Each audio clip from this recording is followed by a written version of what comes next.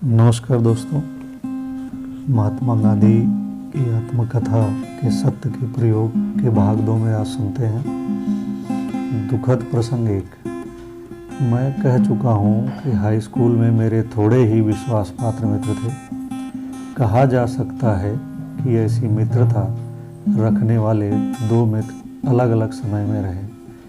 एक का संबंध लंबे समय तक नहीं टिका, यद्यपि मैंने उस मित्र को छोड़ा नहीं था।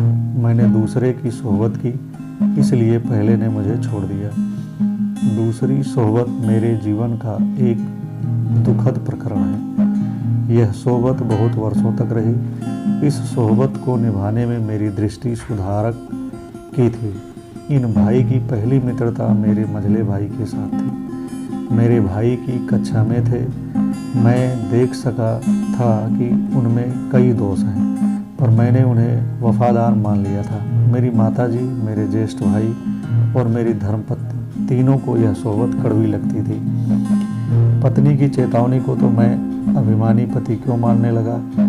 माता की आज्ञा का उल्लंघन मैं करता ही न था। बड़े भाई की बात मैं सुनता था, पर उन्हें मैंने यह कहकर शांत किया कि उसके जो दोष आप बताते हैं उन्हें मैं जानता हूँ। उसके गुण तो आप जानते ही नहीं हैं। वह मुझे गलत रास्ते नहीं ले जाएगा, क्योंकि उसके साथ मेरा संबंध उसे सुधारने के लिए ही है। मुझे यह विश्वास है कि अगर वह सुधर जाए तो वह बहुत अच्छा आदमी निकलेगा।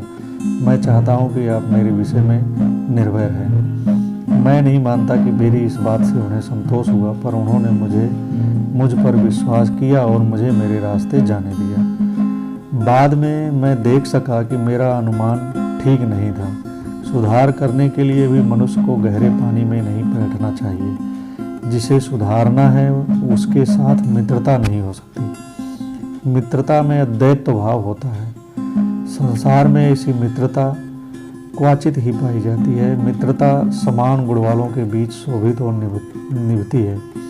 मित्र एक दूसरे को प्रभावित किए बिना रह ही नहीं सकते, अतएव मित्रता में सुधार के लिए बहुत कम अवकाश रहता है। मेरी राय है कि घनिष्ठ मित्रता अनिष्ट है, क्योंकि मनुष्य दोनों दोषों को जल्दी ग्रहण करता है। गुण ग्रहण करने के लिए प्रयास की आवश्यकता है। जो आत्मा की ईश्वर की मित्रता चाहता है उसे एकाकी रहना चाहिए अथवा समूचे संसार के साथ मित्रता रखनी चाहिए। ऊपर का विचार योग्य है अथवा अयोग्य, घनिष्ठ मित्रता बढ़ाने का मेरा प्रयोग निष्फल रहा। जिन दिनों मैं इन मित्र के संपर्क में आया उन दिनों राजकोट में सुधार पंथ का जोर था। मुझे इन मित्र ने बताया कि कई हिंदू शिक्षक छिपे छिपे मांसाहार और मद्यपान करते हैं। उन्होंने राजकोट के दूसरे प्रसिद्ध गृहस्थों के नाम भी दिए। मेरे सामने हाई स्कूल में कुछ विद्यार्थियों के नाम भी आए। मुझे तो आश्चर्य भी हुआ और दुख भी। कारण पूछने पर यह दलील दी गई, हम मांसाहार नहीं करते, इसलिए प्रजा के रूप में हम निर्वीर्य हैं। अंग्रेज हम पर इसलिए राज्य करते हैं कि वे मांसाहारी हैं। मैं कितना मजबूत हूँ और कितना दौड़ सकता हूँ सो तुम जानते ही हो।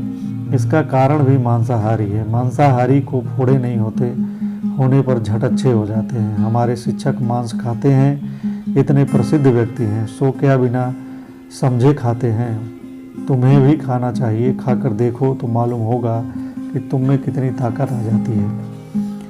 ये बस दलीलें किसी एक दिन नहीं दी गई थी। अनेक उदाहरणों से सजाकर इस तरह की दलीलें कई बार दी गईं। मेरे मंझले भाई तो भ्रष्ट हो चुके थे। उन्होंने इन दलीलों की पुष्टि की। अपने भाई की और इन मित्र की तुलना में मैं तो बहुत दुबला था। उनके शरीर अधिक गठीले थे। उनका शरीर बल मुझसे कहीं ज़्यादा था। वह हिम्मतवर थे। इन मित्र के पराक्रम मुझे मुग्ध कर देते थे। वह मनचाहा दौड़ सकते थे। उनकी गति बहुत अच्छी थी। वह खूब लंबा और ऊंचा कूद सकते थे। मार सहन करने की शक्ति भी उनमें खूब थी। अपनी इस शक्ति का प्रदर्शन भी वह मेरे सामने समय समय पर करते थे। जो शक्ति अपने में नहीं होती उसे दूसरे में देखकर मनुष्य का आश्चर्य होता ही है। वैसा मुझे भी हुआ। आश्चर्य में से मोह पैदा हुआ। मुझ में दौड़ने कूदने की शक्ति नहीं के बराबर थी। मैं सोचा करता कि मैं भी इन मित्र की तरह बलवान बन जाऊं तो कितना अच्छा हो। इसके अलावा मैं बहुत डरपोक था। चोर, भूत, सांप आदि के डर से घिरा रहता था। ये डर मुझे खूब हैरान भी करते थे। रात कहीं अकेले जाने की हिम्मत नहीं थी, अंधेरे में तो कहीं जाता ही न था। दिए के बिना सोना लगभग असंभव था। कहीं इधर से भूत ना आ जाए, उधर से चोर ना आ जाए और तीसरी जगह से सांप ना निकल आए, इसलिए बत्ती की जरूरत तो रहती ही थी। पास में सोई हुई और अब कुछ सयानी बनी हुई पत्नी से भी अपने इस डर की बात मैं कैसे करता। मैं समझ चुका था कि वह मुझसे ज़्यादा हिम्मत वाली है, इसलिए मैं शर्माता था। सांप आदि से डरना तो वह जानती ही न थी। अंधेरे में वह अकेली चली जाती थी। मेरे ये मित्र मेरी इन कमजोरियों को जानते थे। मुझसे कहा करते थे कि वह तो जिंदा सांपों को भी हाथ में पकड़ लेते हैं, चोर से कभी नहीं डरते, भूत को तो मानते ही नहीं। उन्होंने मुझे जचाया कि यह सारा प्रताप मांसाहार का है। इन्हीं दिनों नर्मदा का नीचे लिखा पद स्कूलों में गाया जाता था। अंग्रेजों राज्य करे देसी रहे दवाई, अंग्रेजों राज्य करे देसी रहे दवाई, देसी रहे दवाई जोने बेना शरीर भाई, पेलो 5 हाथ पूरो 85 ने।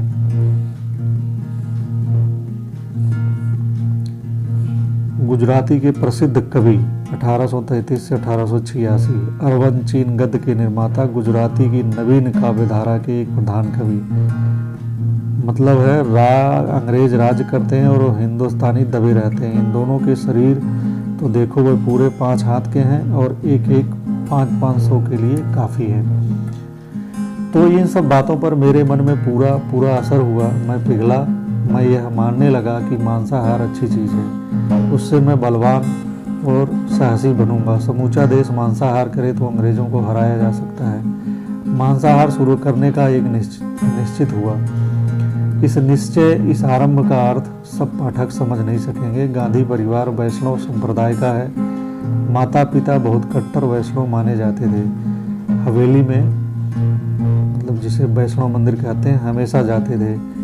कुछ मंदिर तो परिवार के ही माने जाते थे। फिर गुजरात में जैन संप्रदाय का बड़ा जोर है। उसका प्रभाव हर जगह हर काम में पाया जाता है। इसलिए मांसाहार का जैसा विरोध और तिरस्कार गुजरात में और श्रावकों तथा सैसनों में पाया जाता है, वैसा हिंदुस्तान में या सारी दुनिया में और कहीं नहीं पाया जाता। ये मेरे संस्कार थे। मैं माता पिता का परम भक्त था। मैं मानता था कि वे मेरे मांसाहार की बात जानेंगे तो बिना मौत के उनकी तत्काल मृत्यु हो जाएगी। जाने अनजाने में सत्य का सेवक तो था ही। मैं ऐसा नहीं कर सकता कि उस समय मुझे यह ज्ञान था कि मांसाहार करने में माता पिता को धोखा देना होगा।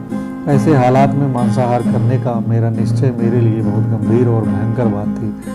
लेकिन मुझे तो सुधार करना था, मांसाहार का शौक नहीं था। या सोच कर कि उसमें स्वाद है, मैं मांसाहार शुरू नहीं कर रहा था। मुझे तो बलवान और साहसी बनना था, दूसरों को ऐसा बनने के लिए न्योतना था और फिर अंग्रेजों को हराकर हिंदुस्तान को स्वतंत्र करना था। स्वराज्य शब्द उस समय तक मैंने सुना नहीं था। सुधार के इस जोश में मैं होश भूल गया। दूसरा दुखद प्रसंग। निश्चित दिन आया। अपनी स्थिति का संपूर्ण वर्णन करना मेरे लिए कठिन है। एक तरफ सुधार का उत्साह था, जीवन में महत्व का परिवर्तन करने का कौतूहल था, और दूसरी तरफ चोर की तरफ छिपकर काम करने की शर्म थी। मुझे याद नहीं पड़ता कि इसमें मुख्य वस्तु क्या थी। हम नदी की तरफ एकांत की खोज में चले। दूर जाकर ऐसा कोना खोजा जहाँ कोई देख न सके, और वहाँ मैंने कभी ना देखी हुई वस्तु मांस देखी, साथ में भटियार खाने की डबल रोटी भी।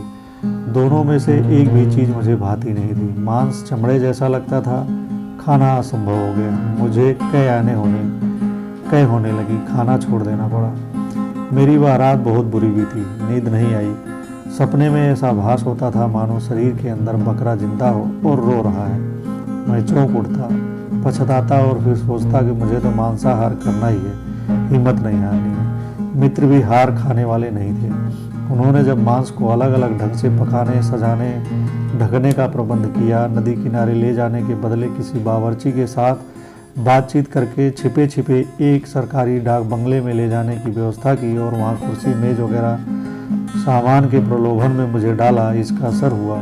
डबल रोटी की नफरत कुछ कम पड़ी, बकरे की दया छूटी और का तो कह नहीं सकता, पर मांस वाले पदार्थों में स्वाद आने लगा। इस तरह 1 साल बीतता होगा और इस बीच 5-6 बार मांस खाने को मिला होगा, क्योंकि डाक बंगला सदा सुलभ न रहता था और मांस के स्वादिष्ट माने जाने वाले बढ़िया पदार्थ भी सदा तैयार नहीं हो सकते थे। फिर ऐसे भोजनों पर पैसा भी खर्च होता था। मेरे पास तो फूटी कौड़ी भी नहीं थी, इसलिए मैं कुछ दे नहीं सकता था। इस खर्च की व्यवस्था उन मित्र को ही करनी होती थी। उन्होंने कहाँ से कैसे व्यवस्था की, इसका मुझे आज तक पता नहीं है।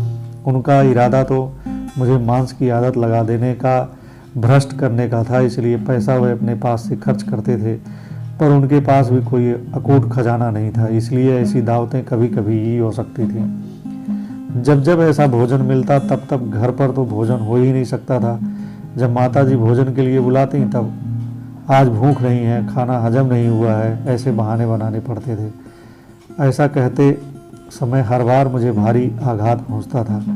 यह झूठ सो भी माँ के सामने, और अगर माता पिता को पता चले कि लड़के मांसाहारी हो गए हैं तब तो उन पर बिजली ही टूट पड़ेगी। ये विचार मेरे दिल को कुरेदते रहते थे। इसलिए मैंने निश्चय किया, मांस खाना आवश्यक है, उसका प्रचार करके हम हिंदुस्तान को सुधारेंगे। पर माता पिता को धोखा देना और झूठ बोलना तो मांस खाने से भी बुरा है। इसलिए माता पिता के जीते जी मांस नहीं खाना चाहिए। उनकी मृत्यु के बाद स्वतंत्र होने पर खुले तौर से मांस खाना चाहिए, और जब तक वह समय न आवे तब तक मांसाहार का त्याग करना चाहिए। अपना यह निश्चय मैंने मित्र को जता दिया और तब से मांसाहार जो छूटा सो सदा के लिए छूट गया। माता पिता कभी यह जान ही न पाए कि उनके 2 पुत्र मांसाहार कर चुके हैं। माता पिता को धोखा न देने के शुभ विचार से मैंने मांसाहार छोड़ा, पर वह मित्रता नहीं छोड़ी। मैं मित्र को सुधारने चला था, पर खुद ही गिरा और गिरावट का मुझे होश तक न रहा। इसी सोबत के कारण मैं बेविचार में फंस जाता। एक बार मेरे ये मित्र मुझे वेश्याओं की बस्ती में ले गए। मुझे वहाँ योग्य सूचनाएं देकर एक स्त्री के मकान में भेजा। मुझे उसे वैसे वगैरह कुछ देना नहीं था, हिसाब हो चुका था। मुझे तो सिर्फ दिल बहलाव की बातें करनी थी। मैं घर में घुस गया, पर जिसे ईश्वर बचाना चाहता है वह गिरने की इच्छा रखते हुए भी पवित्र रह सकता है। उस कोठरी में मैं तो बिल्कुल अंधा बन गया। मुझे बोलने का भी होश न रहा। मारे शर्म के सन्नाटे में आकर उस औरत के पास खटिया पर बैठा, पर मुंह से बोलना निकल सका। औरत ने मुझे गुस्से में आकर मुझे 2-4 खरी खोटी सुनाई और दरवाजे की राह दिखाई। उस समय तो मुझे जान पड़ा कि मेरी मर्दानगी को बट्टा लगा, और मैंने चाहा कि धरती जगह दे तो मैं उसमें समा जाऊं। पर इस तरह बचने के लिए मैंने सदा ही भगवान का आभार माना है। मेरे जीवन में ऐसे ही दूसरे 4 प्रसंग और आए हैं। कहना होगा कि उनमें से अनेक अपने प्रयत्न के बिना केवल परिस्थिति के कारण मैं बचा हूँ। पर हम आगे बढ़े। मुझे अभी तक इस बात का होश नहीं हुआ था कि इन मित्र की मित्रता अनिष्ट है। वैसा होने से पहले मुझे अभी कुछ और कड़वे अनुभव प्राप्त करने थे। इसका बोध तो मुझे तभी हुआ जब मैंने उनके अकल्पित दोषों का प्रत्यक्ष दर्शन किया। लेकिन मैं यथासंभव समय के क्रम के अनुसार अपने अनुभव लिख रहा हूँ, इसलिए दूसरे अनुभव आगे आएंगे। इस समय की एक बात यही कहनी होगी। हम दंपति के बीच कुछ मतभेद भी पैदा होता, यह कला होता, उसका एक कारण यह मित्रता भी थी। मैं ऊपर बता चुका हूँ कि मैं जैसा प्रेमी वैसा ही वहमी पति था। मेरे वहम को बढ़ाने वाली यह मित्रता थी, क्योंकि मित्र की सच्चाई के बारे में मुझे कोई संदेह था ही नहीं। इस मित्र की बातों में आकर मैंने अपनी धर्मपत्नी को कितने ही कष्ट पहुँचाए हैं। इस हिंसा के लिए मैंने अपने को कभी माफ़ नहीं किया। मैं ऐसे दुख हिंदू स्त्री ही सहन करती है, और इस कारण मैंने स्त्री को सदा सहनशीलता की मूर्ति के रूप में देखा है। नौकर पर झूठा शक किया जाए तो वह नौकरी छोड़ देता है। पुत्र पर ऐसा शक हो तो वह माता पिता का घर छोड़ देता है। मित्रों के बीच शक पैदा हो तो वह मित्रता टूट जाती है। स्त्री को पति पर शक हो तो वह मन महसूस कर बैठी रहती है। पर अगर पति पत्नी पर शक करे तो पत्नी बेचारी का तो भाग्य ही फूट जाता है। वह कहाँ जाए। उच्च माने जाने वाले वर्ण की हिंदू स्त्री अदालत में जाकर बंधी हुई गांठ को कटवा भी नहीं सकती। ऐसा एक तरफा न्याय उसके लिए रखा गया है। इस तरह का न्याय मैंने दिया, इसके दुख को मैं कभी भूल नहीं सकता। इस संदेह की जड़ तो तभी कटी जब मुझे अहिंसा का सूक्ष्म ज्ञान हुआ, यानी जब मैं ब्रह्मचर्य की महिमा को समझा और यह समझा कि पत्नी पति की दासी नहीं पर उसकी सहचरणी है, सहधर्मिणी है। दोनों एक दूसरे के सुख दुख के समान साझेदार हैं और भला बुरा करने की जितनी स्वतंत्रता पति को है उतनी ही पत्नी को है। संदेह के उस काल को जब मैं याद करता हूँ तो मुझे अपनी मूर्खता और विषयांध निर्दयता पर क्रोध आता है और मित्रता विषयक अपनी मूर्खता पर दया आती है। चोरी और पश्चाताप। मांसाहार के समय और उससे पहले के कुछ दोषों का वर्णन अभी रह गया है। यह दोष विवाह के पहले के अथवा उसके तुरंत बाद के हैं। अपने एक रिश्तेदार के साथ मुझे बीड़ी पीने का शौक लगा। हमारे पास पैसे नहीं थे। हम दोनों में से किसी का ख्याल तो नहीं था कि बीड़ी पीने में कोई फ़ायदा है अथवा उसकी गंध में आनंद है, पर हमें लगा कि सिर्फ धुआं उड़ाने में ही कुछ मज़ा है। मेरे काका जी को बीड़ी पीने की आदत थी। उन्हें और दूसरों को धुआं उड़ाते देखकर हमें भी बीड़ी फूंकने की इच्छा हुई। गांठ में पैसे तो थे नहीं, इसलिए काका जी पीने के बाद बीड़ी के जो ठूंठ फेंक देते हम उन्हें चुराना शुरू किए। पर बीड़ी के ये ठूंठ हर समय मिल नहीं सकते थे और उनमें से बहुत धुआं भी नहीं निकलता था, इसलिए नौकर की जेब में पड़े 2-4 पैसों में से हमने एक आध पैसा चुराने की आदत डाली और हम बीड़ी खरीदने लगे। पर सवाल यह पैदा हुआ कि उसे संभाल कर रखे कहाँ। हम जानते थे कि बड़ों के देखते तो बीड़ी पी ही नहीं सकते, जैसे तैसे 2-4 पैसे चुरा कर कुछ हफ्ते काम चलाया।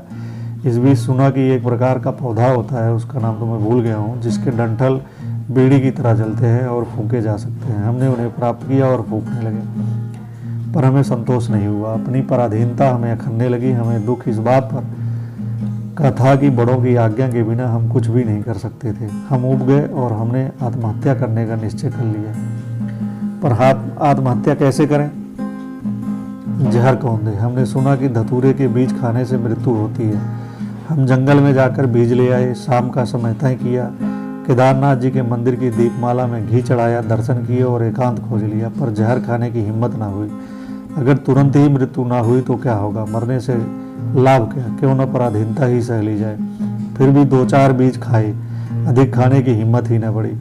दोनों मौत से डरे और यह निश्चय किया कि राम जी के मंदिर में जाकर दर्शन करके शांत हो जाएं और आत्महत्या की बात भूल जाएं। मेरी समझ में आया कि आत्महत्या का विचार करना सरल है, आत्महत्या करना सरल नहीं। इसलिए कोई आत्महत्या करने की धमकी देता है तो मुझे उस पर उसका बहुत कम असर होता है, अथवा यह कहना ठीक होगा कि कोई असर होता ही नहीं। आत्महत्या के इस विचार का परिणाम यह हुआ कि हम दोनों जूठी बीड़ी चुरा कर पीने और नौकर के पैसे चुरा कर बीड़ी खरीदने और फूंकने की आदत भूल गए।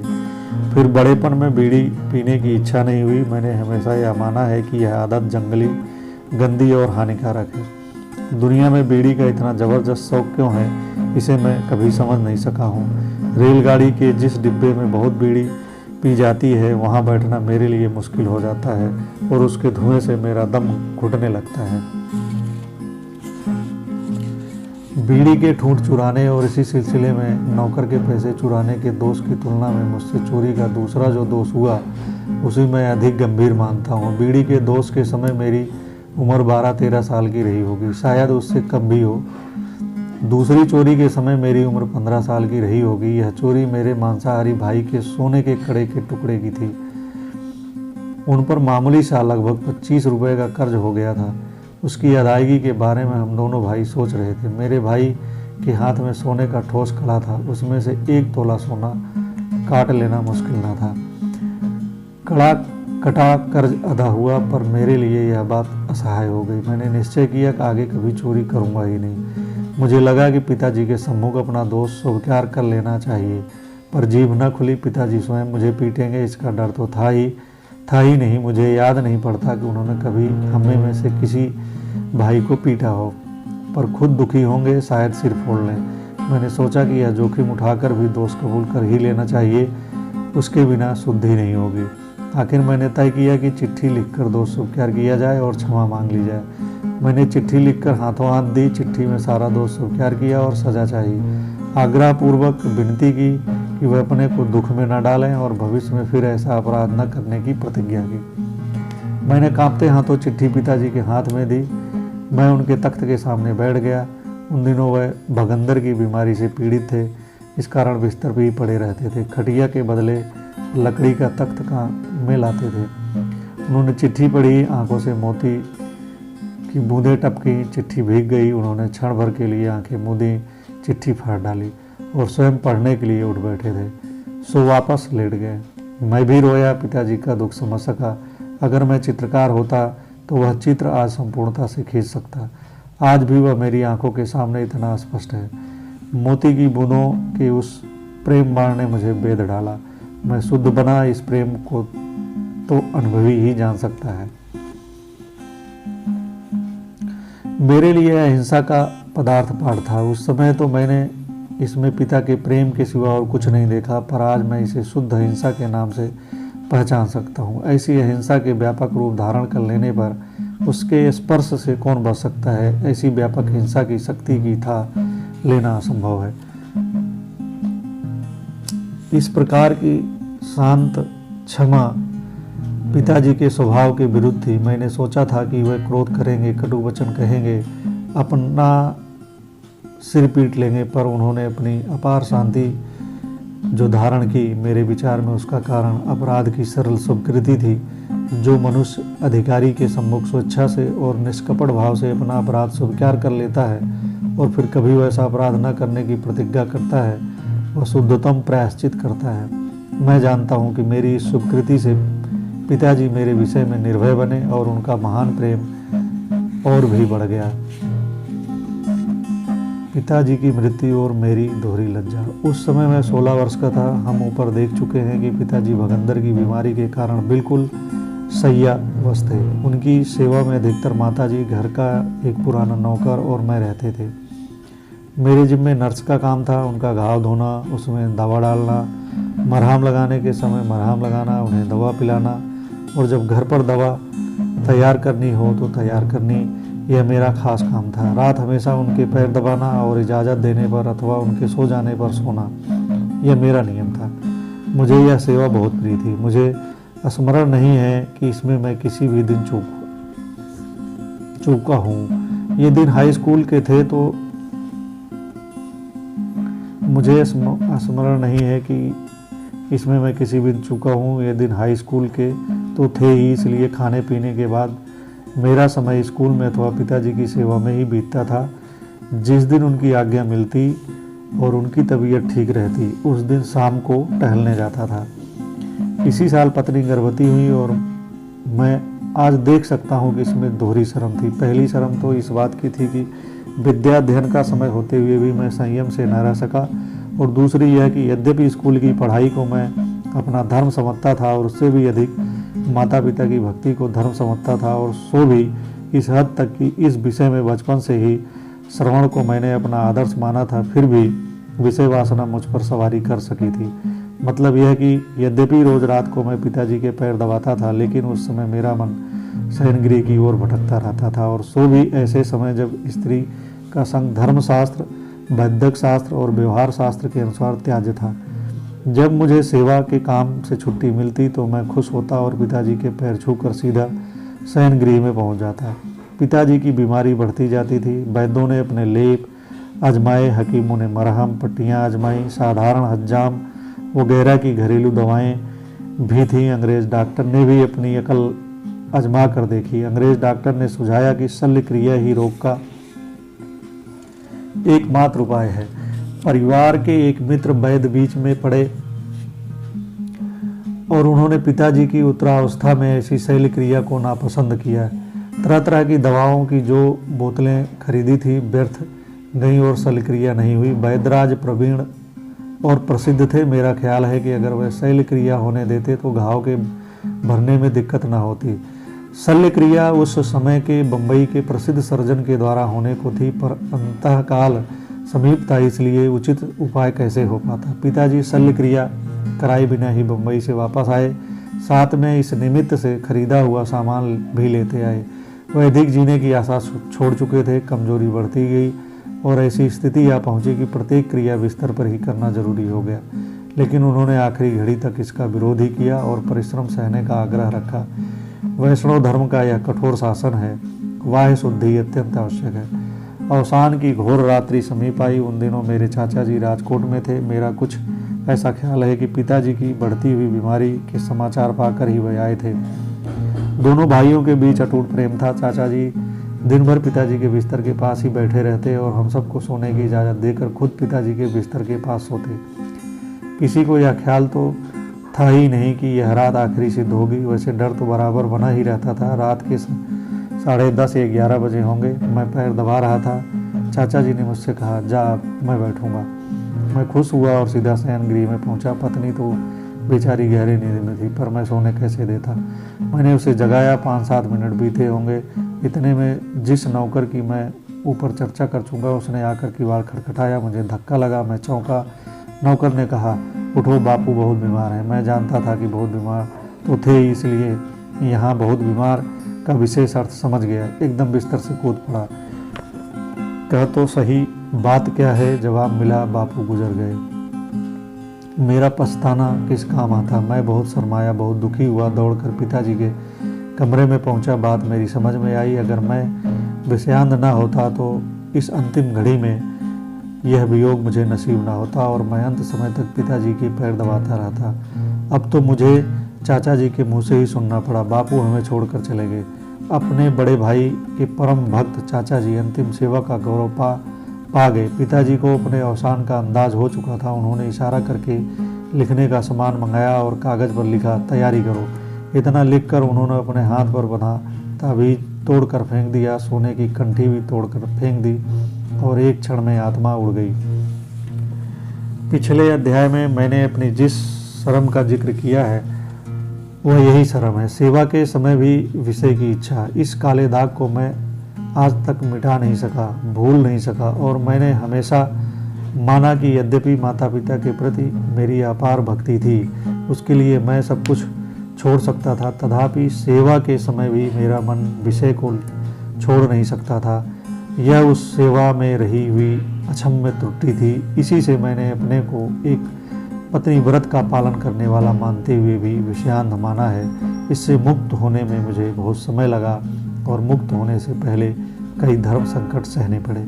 अपनी इस दोहरी शर्म की चर्चा समाप्त करने से पहले मैं यह कह दूं कि पत्नी ने जो बालक जन्मा वह 2 या 4 दिन जी कर चला गया।